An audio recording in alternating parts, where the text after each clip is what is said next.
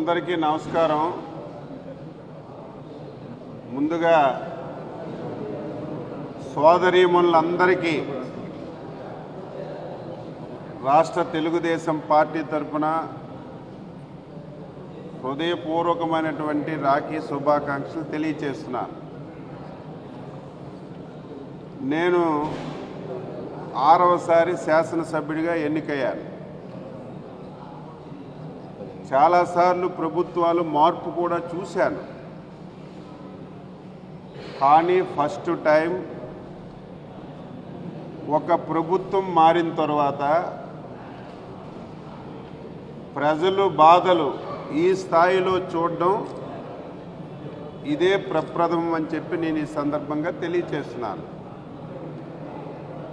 ఎక్కడికి వెళ్ళినా సరే, ఏ స్థాయి వ్యక్తి వెళ్ళినా సరే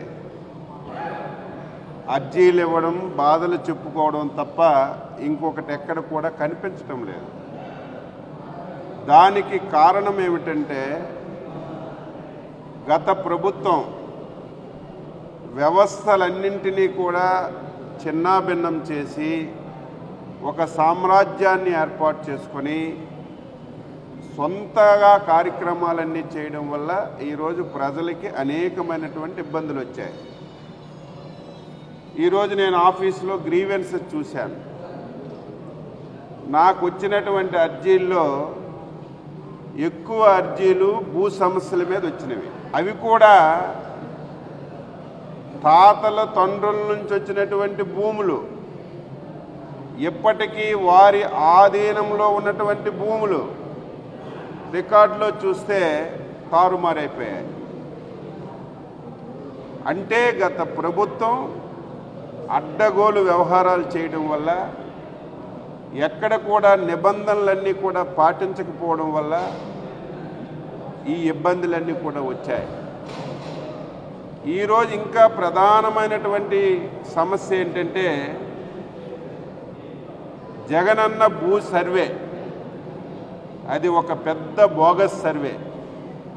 ఆ సర్వే వల్ల ఎవడు ఇబ్బంది లేనటువంటి ఇష్యూ, ఎవరు కంప్లైంట్ ఇవ్వాల్సినటువంటి విషయం కూడా లేనటువంటి ఇష్యూ, నువ్వు కావాలని చెప్పి జగనన్న భూ సర్వే అని చెప్పి తగాయిదాలు పెట్టావు.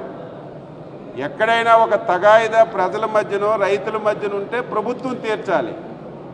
కానీ గత ప్రభుత్వంలో ప్రభుత్వమే కావాలని చెప్పి తగాయిదాలు పెట్టినటువంటి సమస్యలు కూడా వచ్చాయి. చాలా వరకు ఆఫీసర్ దృష్టిలో పెట్టి చాలా సమస్యల పరిష్కారానికి ప్రయత్నం చేశాం. నేను రాష్ట్ర ప్రజానీకానికి రాష్ట్ర ప్రభుత్వం తరఫున కోరుతున్నాను, ఎవరు కూడా ఆందోళన చెందవలసినటువంటి అవసరం లేదు. ఈ ప్రభుత్వం మీ ప్రభుత్వం, ప్రజాప్రభుత్వం. ఎక్కడ చిన్న సమస్య ఉన్నా సరే ఆ సమస్య వీలైనంత వరకు, సాధ్యమైనంత వరకు పరిష్కారం చేయడానికే ముఖ్యమంత్రి చంద్రబాబు నాయుడు గారి నుంచి మా వరకు అందరం కూడా ప్రయత్నం చేస్తున్నాం. ఎక్కువగా భూ సమస్యలు ఉన్నాయి. ఈ సమస్యలు ఒక జిల్లా, ఒక మండలం, ఒక ప్రాంతం అయితే చేయొచ్చు. ఈ సమస్యలు రాష్ట్రం అంతా ఉన్నాయి. ప్రతి జిల్లాలో ఉన్నాయి, ప్రతి మండలంలో ఉన్నాయి, ప్రతి గ్రామంలో ఉన్నాయి.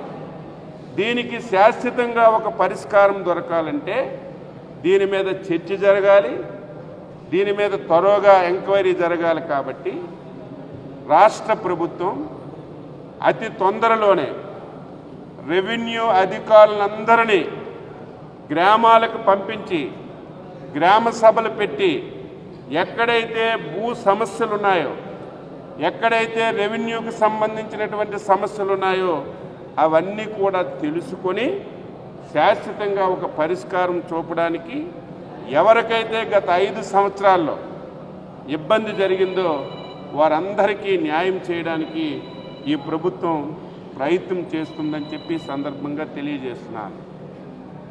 ప్రభుత్వం మారింది, ఇంకా కొన్ని సంఘటనలు జరుగుతున్నాయి.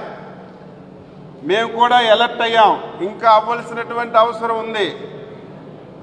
ప్రభుత్వం మారిన తర్వాత గత 5 సంవత్సరాలు ఎక్కడెక్కడైతే అవినీతి జరిగిందో, ఎక్కడెక్కడైతే దోపిడీ జరిగిందో, ఎక్కడెక్కడైతే దారుణాలు జరిగాయో అవన్నీ ఈ ప్రభుత్వం బయటకు తీస్తుందని చెప్పి ఆ రికార్డ్స్ అన్ని తగలబెట్టడం మొదలుపెట్టారు. ఈరోజు పోలవరం ఇష్టానుసారంగా ఎవరైతే నిర్వాసితులు ఉన్నారో వారికి డబ్బులు ఇవ్వలేదు, ఎవరైతే పోలవరం ప్రాజెక్టులో నష్టపోయారో వారికి పరిహారం ఇవ్వలేదు, సొంత పార్టీ వాళ్ళకి నాయకులకి విపరీతంగా పరిహారం ఇచ్చి ఆ రోజు అక్కడ నష్టం చేశారు. అవన్నీ ప్రభుత్వం బయటకు తీస్తుందన్న సమయానికి ఆ రికార్డులన్నీ తగలబెట్టేశారు. ఈరోజు తిరుపతిలో కూడా అన్యాయాలు జరిగాయి. తిరుపతిలో వెంకటేశ్వర స్వామి ధనం అన్యాక్రాంతం చేశారు అడ్డగోలుగా. అవన్నీ బయటకు వస్తాయంటే దాన్ని తగలబెట్టేశారు. దీని మీద కూడా చంద్రబాబు నాయుడు గారు ముఖ్యమంత్రి గారు చాలా సీరియస్గా ఉన్నారు. ఇదేదో ఆషామాషా ఇష్యూ కాదు. చంద్రబాబు నాయుడు గారి నాయకత్వంలో ఇలాంటివి జరగడానికి వీల్లేదు. దీని మీద కూడా సీరియస్గా ఉన్నాం. దీని మీద కూడా యాక్షన్ తీసుకోవడానికి సిద్ధపడుతున్నామని చెప్పి తెలియజేస్తున్నారు. గత ప్రభుత్వంలో సొంత జాగీర్లాగా నేను చూస్తే అసలు ఏ రకంగా ఇటువంటివి జరిగాయి. ట్రాన్స్పోర్ట్ డిపార్ట్మెంట్, ఒక డిపార్ట్మెంట్లో ఒక అటెండర్ పోస్ట్ ఇవ్వాలన్నా క్యాబినెట్ ఆమోదం ఉండాలి, ఒక చిన్న నిర్ణయం తీసుకోవాలన్నా క్యాబినెట్ ఆమోదం ఉండాలి, ఒక పాలసీ డెసిషన్ తీసుకోవాలంటే దానికి ఒక పెద్ద తతంగం ఉంటుంది. కానీ గత ప్రభుత్వ హయాంలో transport department the great officer ఒక ఆయన ఉండేవాడు, ఆయన పేరు చెప్పడమే నాకు ఇష్టం లేదు. ఆయన సమక్షంలో 5 జోన్లుగా పెట్టి ఎవరికి అడగలేదు, ఒక్కొక్క జోన్కి ఒక ఆఫీసర్కి పెట్టి ఏదైతే గత ప్రభుత్వంలో పెద్దలు ఉన్నారో వారు అక్రమంగా రవాణా చేస్తున్నారు, ఆ రవాణాన్నింటిని కూడా చూసి చూడనట్టుగా వదిలేయాలని 5 జోన్లు పెట్టి అడ్డగోలుగా దోపిడీ చేసేశారు. అది ఈరోజు చూస్తే బాధ కలుగుతుంది, ఆవేదన కలుగుతుంది. ఇటువంటి దారుణాలు కనీసం దాని మీద కూడా ఎంక్వైరీ చేస్తాం. అది చిన్న ఇష్యూ కాదు. హెడ్ ఆఫీసులో ఉన్నటువంటి వ్యక్తుల్ని ఈ రాష్ట్రంలో 5 జోన్లుగా చేసి ట్రాన్స్పోర్ట్ జోన్లుగా అక్కడ పెట్టి ఏదైతే ఈ గ్రావెలు మైనింగ్ మొసం ఇసుకంతా కూడా దొంగసాటుగా ట్రాన్స్పోర్ట్ చేయడానికి అస్తవ్యస్తమైనటువంటి నిర్ణయాలు తీసుకున్నారు. ఇవన్నీ కూడా త్వరగా ఎంక్వైరీ చేస్తాం. ఎవరు తప్పు చేసినా విడిచిపెట్టే ప్రశ్నే లేదని ఈ సందర్భంగా తెలియజేస్తూ లోకేష్ బాబు గారికి అభినందించాలి, చంద్రబాబు నాయుడు గారికి అభినందించాలి. ఎవరికి ఐడియా లేదు. ఈరోజు పార్టీ ఆఫీస్లో ప్రతిరోజు ఒక మంత్రి, ఒక సీనియర్ లీడర్, ఒక అనుబంధ సంఘ అధ్యక్షుడిని ముగ్గురిని కూర్చోబెడుతున్నారు. ఇంతకుముందు ఎక్కడికి వెళ్ళాలో తెలియదు, ఎవరికి చెప్పాలో తెలియదు. ఈరోజు విపరీతంగా వస్తున్నారు. అంటే తల్లి లాంటి తెలుగుదేశం పార్టీ కార్యాలయంకి వెళ్తే మా సమస్య పరిష్కారం అవుతుంది, మా బాధ తీరుతుందని ఒక నమ్మకం ప్రతి ఒక్కరిలో వచ్చింది. అందుకే అర్జీదారులు విపరీతంగా వస్తున్నారు. ఎప్పటికప్పుడు సమస్యలు పరిష్కరిస్తున్నాం, పరిష్కరించి వారికి తెలియజేస్తున్నాం. రెడ్ బుక్ రాజ్యాంగం అమలు చేస్తే ఈ రాష్ట్రంలో ఒక్క వైసీపీ వాడు ఉండడు. ఎక్కడ కూడా భూతద్దంలో ఎదుగుతున్నారు ముఖ్యమంత్రి గారు. తన పర భేదం లేదు. ఎవడైనా చట్టాన్ని చేతిలోకి తీసుకున్నా, ఎవరైనా సొంత నిర్ణయాలు తీసుకున్నా, ఎంత పెద్ద నాయకుడైనా ఎవరిని విడిచిపెట్టే ప్రశ్నే లేదు. ఈరోజు ఎవడో తప్పు చేశాడని చంద్రబాబు నాయుడు గారు లాంటి వ్యక్తి కార్యకర్తలకు అప్పీల్ చేశారు. నన్ను 55 రోజులు జైల్లో పెట్టారు. నాలాగే మీరు కూడా ఆలోచిస్తున్నారు ఇంకొకరికి జైల్లో పెడితే బాగుండని. అది మంచి విధానం కాదు. చర్యకు ప్రతి చర్య మంచిది కాదు. ఎవడైనా తప్పు చేస్తే, ఎవడైనా తప్పు చేసి తప్పించుకోవడానికి వీలు లేదు. తప్పు చేసినోడికి పనిష్మెంట్ చేస్తాం, కానీ రాజకీయ కక్ష సాధింపు చర్య ఈ ప్రభుత్వంలో ఉండదు ఉండదు ఉండదని చెప్పాం. దాన్నే ఈరోజు అమలు చేస్తున్నాం. నిన్న మీరు చూశారు, చంద్రగిరి కాన్స్టిట్యున్సీలో ఒక గ్రావెల్ లారీ వెళ్తుంటే ముందు పోలీసులు ఎస్కార్ట్గా వెళ్ళారని టీవీల్లో వచ్చింది. మీరు ఎవరు అడిగారా? ఎవరైనా రిప్రజెంట్ చేశారా? ప్రభుత్వం దృష్టికి వస్తే ఇమీడియట్గా 2-3 సస్పెండ్ చేశాం, కొంతమందికి షోకాజ్ నోటీసులు ఇచ్చాం.